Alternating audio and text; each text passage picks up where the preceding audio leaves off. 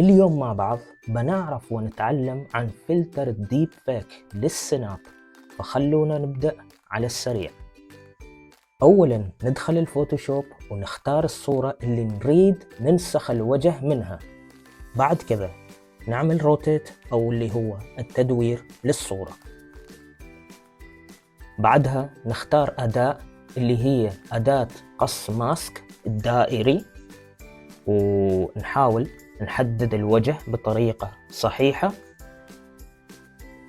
بعد ما حددنا نضغط اللي هو كنترول آلت وحرف الجي، ونغلق باقي اللايرات ونحفظ الصورة بصيغة PNG. الحين ندخل برنامج اللي هو لينس ستوديو، نختار الفيس ماسك ونضيف صورة الوجه اللي حفظناها PNG. نعدل في التحديد، ولازم يكون التحديد صح.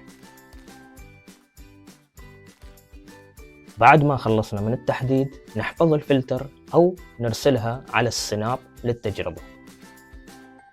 وهذه هي النتيجة النهائية اللي واضح أمامكم. إذا عجبك الفيديو اعمل لايك، تابعني وأنا ما بقصر، وإن شاء الله أسبوعيا فيديو جديد أعلمكم فيها عن السناب.